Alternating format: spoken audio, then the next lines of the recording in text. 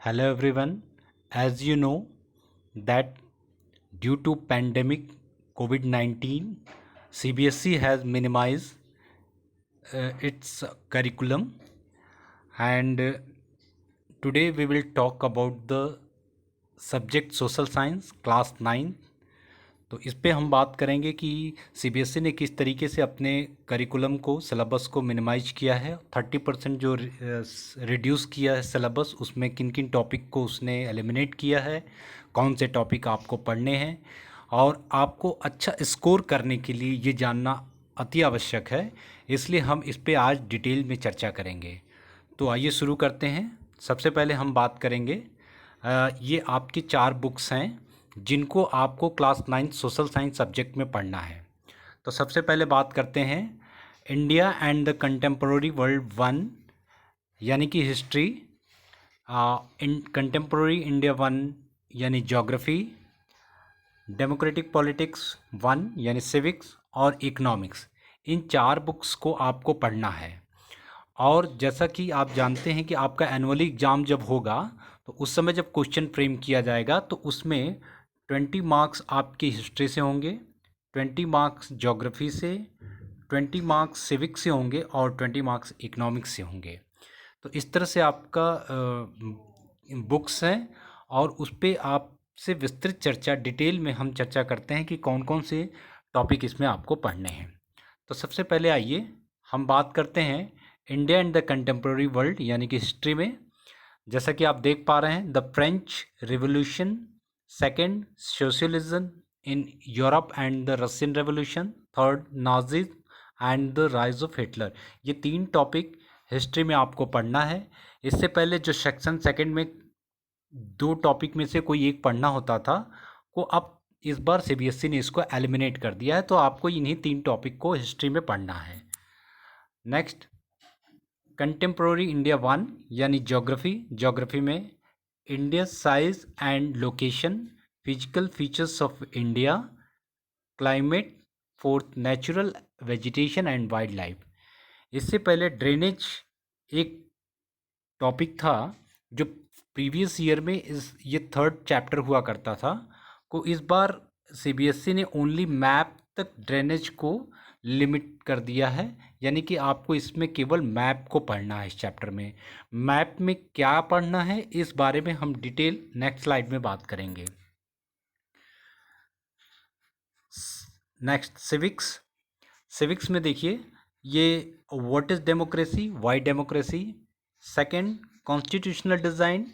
और आपको बताते चलें कि कॉन्स्टिट्यूशनल डिज़ाइन में जैसे ही चैप्टर आप शुरू करते हैं उस समय कॉन्स्टिट्यूशनल साउथ अफ्रीका को इस बार सीबीएसई ने एलिमिनेट किया है, यानी इसको आपको नहीं पढ़ना है। और electoral politics third, fourth working of institution, इसको आपको पढ़ना है। ये 4 चैप्टर आपको सिविक्स में पढ़ना है। नेक्स्ट, इकोनॉमिक्स में अगर आप देखिए तो इकोनॉमिक्स में 3 चैप्टर पढ़ने हैं। कौन कौन से? The story of village Palampur, second the people as a resource, third poverty as a challenge. इसमें पिछली प्रीवियस ईयर में फूड सिक्योरिटी इन इंडिया जो टॉपिक था, इसको इस बार हटा दिया गया है। Next one, course structure 2021। और इसमें देखेंगे आप कि कंटेम्प्रोरी वर्ल्ड यानी कि हिस्ट्री 20 मार्क्स और कंटेम्प्रोरी इंडिया 1 यानी geography 20 marks, democratic politics 20 marks और इकोनॉमिक्स 20 मार्क्स, टोटल 80 मार्क्स। ये कोर्स स्ट्रक्चर यानी कि आपके जो एनुअल एग्ज़ाम होगा उसमें इस तरह से इक्वली डिस्ट्रीब्यूट है सब्जेक्ट को। हर 4 बुक्स में इस तरह से मार्क्स का डिस्ट्रीब्यूशन है। और अब ज़रा सा इंटरनल असेसमेंट के बारे में आपसे बात कर लेते हैं। देखिए, पीरियोडिक असेसमेंट यानी कि जो PT1 PT2 ऐसे करके आप जो एग्ज़ाम देंगे उसको कन्वर्ट कर दिया गया है पेन पेपर टेस्ट जिसको बोलते हैं। तो पेन पेपर टेस्ट को 5 मार्क्स में कन्वर्ट किया गया है। और सेकंड अगर आप देखें तो उसमें कुछ मल्टीपल स्ट्रेटजीज असेसमेंट के हैं, जैसे मान लीजिए कि quiz, debate, role play, group discussion, इस तरह का जो एक्टिविटीज़ होगी उसको 5 मार्क्स में कन्वर्ट किया जाएगा। सेकंड आता है पोर्टफोलियो का, जिसके 5 मार्क्स हैं।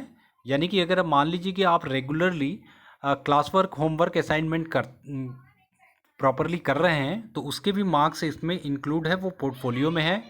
Any exemplary work done by the student, जैसे मान लीजिए achievement student in a subject through out the year, तो जैसे थ्रू आउट द ईयर जैसे कुछ एक्टिविटीज़ ऐसे होंगे, जैसे मान लीजिए हेरिटेज इंडिया क्विज, इस तरह का कोई एक्टिविटी अगर करता है तो उसको भी पोर्टफोलियो में शामिल किया गया है। सब्जेक्ट इनरिचमेंट में आ जाइए, तो सब्जेक्ट इनरिचमेंट में 5 मार्क्स का होगा जो प्रोजेक्ट वर्क होगा, और प्रोजेक्ट वर्क क्या होगा और उसका इवोल्यूशन कैसे होगा इस पे आगे चर्चा करते हैं। देखिए ये है प्रोजेक्ट वर्क जिसके 5 मार्क्स हैं, और ये कंपलसरी है undertake one project on disaster management. ये सभी बच्चों के लिए ये टॉपिक पे प्रोजेक्ट बनाना अनिवार्य है। इसका अगर ये समझे बच्चे कि कोई विकल्प होगा, तो इसका कोई विकल्प नहीं है। This is compulsory for all student, और इस पे इंडिविजुअली उसको वर्क करना है। और इसका इवोल्यूशन करने का तरीका है, जो स्कोरिंग है, इसके मार्क्स हैं कुछ इस तरह से हैं। आप देखिए, एक्यूरेसी यानी कि आपने जो वर्क किया है प्रोजेक्ट पे, डिज़ास्टर मैनेजमेंट पे, उस पे एक्यूरेसी आपकी कितनी है। दूसरा ओरिजिनलिटी, ओरिजिनलिटी का मतलब हो गया कि कहीं आपने ऐसा तो नहीं कि कट एंड पेस्ट किया हो, तो उस पर भी आपको 2 मार्क्स अलॉट किए गए हैं कि आपकी एक्यूरेसी और ओरिजिनलिटी कैसी है। दूसरा है प्रेजेंटेशन एंड क्रिएटिविटी, इस पे भी आपको 2 मार्क्स एलोकेट है, और उस प्रोजेक्ट पे जो वाइवा होगा वो 1 मार्क्स का अलॉट है। तो इस तरह से ये मैप का हो गया। फिर आपको थोड़ा सा हम ये इस पे इंट्रोडक्शन दे दें कि पेपर, क्वेश्चन पेपर का जो डिज़ाइन है वो किस तरीके से है। आप ये देखिए कि रिमेंबरिंग एंड अंडरस्टैंडिंग एनुअली, मतलब साल भर जो आपने पढ़ा लिखा उसको याद के आधार पे, मेमोरी अंडरस्टैंडिंग के आधार पे उसके 28 मार्क्स होंगे जो क्वेश्चन पेपर डिज़ाइन होंगे। उस तरह के क्वेश्चन अगर होंगे तो अप्लाइंग बेस पे क्वेश्चन होगा, वो 50 मार्क्स का होगा, 15 मार्क्स का। फिर फार्मूलेटिंग, एनालाइजिंग, इवेल्युएटिंग, क्रिएटिंग, इस तरह के क्वेश्चन जो है 32 मार्क्स के अलॉट होंगे। और मैप स्किल जो है 5 मार्क्स के होंगे। उसमें भी आपको बता दें कि हिस्ट्री के 2 मार्क्स के होंगे, और ज्योग्राफी से 3 मार्क्स के क्वेश्चन होंगे। तो अब जरा सा मैप स्किल के बारे में इस एक्सप्लेन कर दें आपको। देखिए, लिस्ट ऑफ मैप आइटम, जैसा मैंने चर्चा किया आपसे कि हिस्ट्री के 2 मार्क्स के होंगे, तो हिस्ट्री 2 मार्क्स के क्वेश्चन कौन कौन से टॉपिक से और किस तरह से आ सकते हैं, ये थोड़ा सा देख लीजिए। पॉलिटिकल मैप ऑफ फ्रांस, यानी कि फ्रांस का जो आप फर्स्ट चैप्टर जब पढ़ेंगे तो उसमें कुछ एक आध चीज़ें हैं, जैसे बॉल्जेक्स, नैंटेस, पेरिस, मार्सलस, ये आपको मैप पे लोकेट करने के लिए आ सकता है। दूसरा चैप्टर होगा socialism, Europe and Russian revolution, outline political map of a world. इसमें फर्स्ट वर्ल्ड वार से आपको कंट्रीज़ को पहचानने। फर्स्ट वर्ल्ड वार में जो एक्सिस कंट्री यानी central powers and allied powers, दो तरह से पावर थे, और अलग अलग ग्रुप में ये कंट्रीज़ आपस में फर्स्ट वर्ल्ड वार में लड़ाई करी थी। तो उसमें उनको आपको पहचानना है कि जैसे सेंट्रल पावर में जर्मनी को, ऑस्ट्रिया को, हंगरी को, तुर्की, इनको ऑटोमन एम्पायर को आपको पहचानना होगा, या अलाइड एम्पायर्स में फ्रांस, इंग्लैंड, रशिया, यूएसए, इस तरह से पहचानना होगा। चैप्टर 3 में अगर आप देखें तो Nazism and rise of Hitler, outline political map of world में लोकेट करना है, लेबलिंग करना है, आइडेंटिफिकेशन। जैसे एक्सिस पावर, तो एक्सिस पावर में कौन कौन, इस ग्रुप में कौन कौन सी कंट्री थी, तो जर्मनी, इटली, जापान, इनको आप वर्ल्ड मैप पे पहचान पा रहे हों। एलाइड पावर्स में देखें आप तो यूके, फ्रांस, फॉर्मर यूएसएसआर, पूर्व रूस, पूर्व सोवियत संघ को यूएसएसआर, फॉर्मर यूएसएसआर कहते हैं, यूएसए।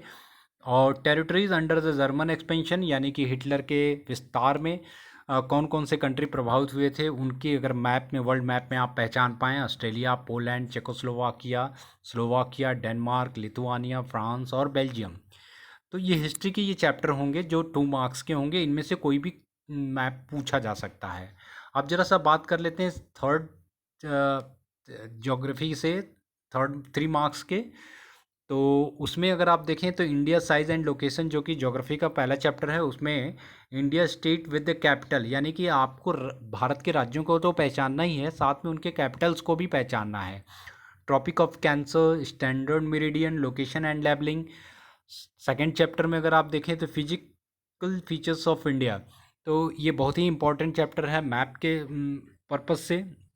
तो इस पर अगर आप देखें कि माउंटेन रेंज, तो माउंटेन रेंज में the Karakoram, the Zaskar, the Shivalik, Aravalli, the Vindhya, the Satpura, western and eastern Ghat में से कोई भी पूछ सकता है। फिर माउंटेन पीक से देखें, माउंटेन पीक से केटू, कंचनजंगा, अन्नामुदी, ये सारे माउंटेन पीक्स वो पूछ सकते हैं मैप में। प्लेट्यू में अगर आप देखें तो डेक्कन प्लेट्यू, छोटा नागपुर, मालवा प्लेट्यू आपको पहचानना होगा। कोस्टल प्लेन्स में देखिए कोंकण, मालाबार, कोरोमंडल, नॉर्दर्न सरकार, लोकेशन एंड लेबलिंग आपको आनी चाहिए। ये सब चीज़ों की समझ आपको होनी चाहिए, ये मैप के क्वेश्चन होंगे। तो चैप्टर 3, जैसा कि मैंने आपसे कहा था कि जो ड्रेनेज था प्रीवियस ईयर में ये चैप्टर था, बाकायदा इसके क्वेश्चन आंसर आप पढ़ते थे। लेकिन इस बार जो है जो सीबीएसई ने इसको जो हटा के सिर्फ मैप तक लिमिटेड कर दिया है, और मैप में इस चैप्टर से क्या क्या पूछ सकता है ये आपको बता दें। जैसे कि रिवर्स, इस चैप्टर में आइडेंटिफिकेशन ओनली, आइडेंटिफिकेशन ओनली का मतलब ये हो गया कि वो मैप में आपको ड्रॉ नहीं करना है, वो मैप पे पहले से होगा और आपको उसको पहचानना होगा। जैसे मान लीजिए कि मैप का the Indus, the Ganga and the Sutlej, उसके जो भी नदियाँ उसमें विजिबल होंगी मैप पे, उसको आपको आइडेंटिफाई करके उसके नाम लिखने होंगे। फिर पेनिनसुलर रिवर में नर्मदा है, तापी है, कावेरी, कृष्णा एंड गोदावरी महानदी। लेक्स में अगर आप देखें तो वुल्लर, पुलिकट, सांभर एंड चिल्का लेक्स को आपको आइडेंटिफाई करना होगा और पहचानना होगा। मैप के दृष्टिकोण से ये चैप्टर बड़े इंपॉर्टेंट हैं। साथ में देखिए चैप्टर 4 में क्लाइमेट है। क्लाइमेट में अगर आप देखें तो रेनफॉल, रिसीविंग रेनफॉल, तो रेनफॉल का मतलब ये हो गया कि 20 सेंटीमीटर लेस देन और ओवर देन 400 सेंटीमीटर आइडेंटिफाई करना होगा मैप में आपको। और उस मैप में ये जैसे मान लीजिए कि 400 ओवर रेनफॉल कहाँ हुआ हो, तो जैसे मान लीजिए कि मासिन राम में 400 सेंटीमीटर से ज़्यादा बारिश होती है, तो ऐसी स्थिति में आपको ये जानना होगा कि इंडिया के मैप में मासिन राम आप कहाँ लोकेट कर पाएंगे, फॉर एग्जांपल। तो इस तरीके से natural vegetation and wild life में देखिए वेजिटेशन, ट्रॉपिकल एवरग्रीन फॉरेस्ट की बात करें और tropical deciduous forest, thorn forest और montane forest, mangrove and identification only, इनको आपको केवल पहचानना है इन फॉरेस्ट को, उसमें आपको लोकेट करने के बजाय केवल वो दिए होंगे, आपको इसको पहचानना है। नेशनल पार्क में देखिए अगर आप तो कॉर्बेट, काजीरंगा, रणथंबोर, शिवपुरी, कान्हा, शिमलीपाल, मानस। बर्ड सेंचुरी में भरतपुर, रंगाथिट्टू। वाइल्ड लाइफ में सेंचुरीज आप देखें सरिस्का, मधुमलाई, राजाजी, दचीगाम, इनको लोकेट करना और लेबलिंग करना, ये सारी चीज़ें आपको मैप में समझना और जानना होगा। तो मेरे ख्याल से ये आपको सीबीएसई द्वारा मिनिमाइज हुआ चैप्टर और एलिमिनेट हुआ चैप्टर आपको बेहतर ढंग से समझ में आ गया होगा। और इसके बावजूद अगर आपको कोई डाउट हो तो आप मुझसे कमेंट बॉक्स में पूछ सकते हैं। Thank you, have a nice day.